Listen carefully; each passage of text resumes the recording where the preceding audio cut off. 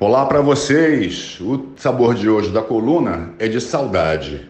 Eu vou aproveitar que nós estamos hoje num dia de feriado, em homenagem à Nossa Senhora Aparecida, que é padroeira do Brasil, e fazer uma coluna um pouco mais leve hoje, e mais ligada inclusive a propósito inicial do X do Caboquinho, que é a cultura. Ontem foi 11 de outubro, e eu tenho uma lembrança muito clara na minha vida de um 11 de outubro de 96, há 25 anos atrás. Eu estava em Salvador, na Bahia. Eu não me recordo mais o que eu fiz de manhã e até o meio da tarde, mas eu me recordo claramente de voltar para o hotel, de entrar no elevador e o assessorista me comentar: "Poxa, que pena que morreu aquele cantor." Eu questionei a ele sobre o nome do cantor, ele não soube me dizer, mas eu desci no meu andar, fui para o meu quarto, abri a televisão e lá estava. Morreu aos 36 anos Renato Russo, da banda Legião Urbana. Daquele momento do elevador até o resto do dia, eu lembro de tudo. Nós, a minha geração, pegou um soco no estômago. Foi como se nós tivéssemos perdido alguém que nos compreendia, alguém que escrevia e cantava pra gente. Renato Russo foi genial em muitas coisas.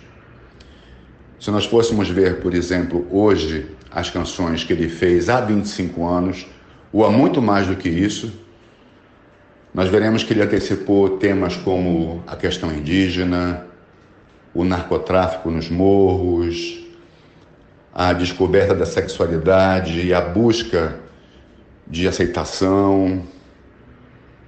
O Renato, se fosse tocado hoje nas rádios brasileiras, e ele é muito tocado ainda, ele seria celebrado demais, porque ele ainda fala de questões que reverberam, que ressoam no país inteiro. Tenho a impressão que o Renato, há 25 anos atrás, quando faleceu, ele não tinha a dimensão de o quão, ultrapassando o tempo, teria a obra dele, de o quão longeva seria a obra dele, né?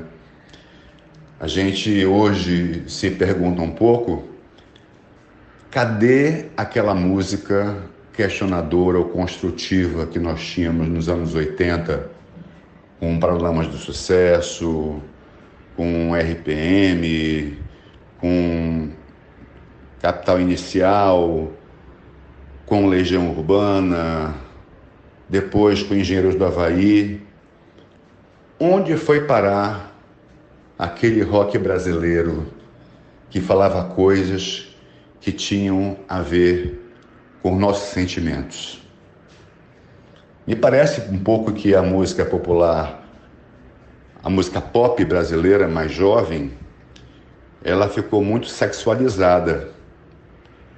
Talvez seja a grande preocupação dos jovens, a sexualização ou a ostentação. Não sei se existe um estudo científico que fale sobre isso, mas eu realmente me ressinto da ausência de compositores como o Renato, que foi vitimizado inclusive por uma infecção oportunista em razão dele ser portador do vírus HIV, o vírus causador da AIDS. E que boa parte de nós que éramos fãs deles, nós não sabíamos da condição, do estado de saúde dele, Renato Russo. Então, até na morte, o Renato levantou mais uma polêmica, ele trouxe um tema a debate, que era a questão do HIV, que já havia há mais de 10 anos chegado ao Brasil e matava pessoas em todo o país. Eu ontem me recordei de que faria 25 anos que o Renato havia morrido aos 36 anos. Hoje ele estaria com 61 anos. O Renato nasceu em 1960 e eu tive todos os álbuns que ele fez, inclusive os álbuns de carreira solo, o Stonewall Celebration Concert, em que ele canta em inglês. Também tive o Equilíbrio Distante, que ele canta em italiano, e os álbuns póstumos. Na verdade, eu tenho. Eu me desfiz da minha coleção de CDs quando eu reformei o apartamento. Eu tinha mais de 5.000 CDs, e a gente vai não ouvindo mais, né? Mas os do Renato e do U2 estão reservados. Então eu queria lembrar muito as canções do Renato.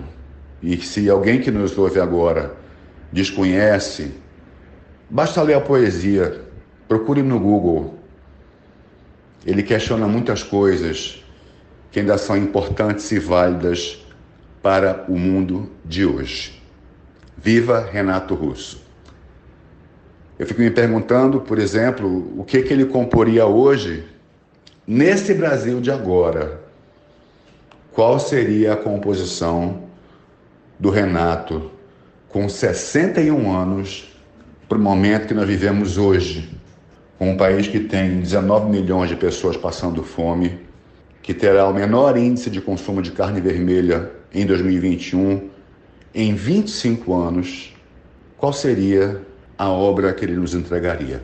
Bem, vou ficando por aqui, e depois de falar de Renato, eu não podia não tocar uma música dele, e eu vou tocar uma das minhas favoritas dele, que se chama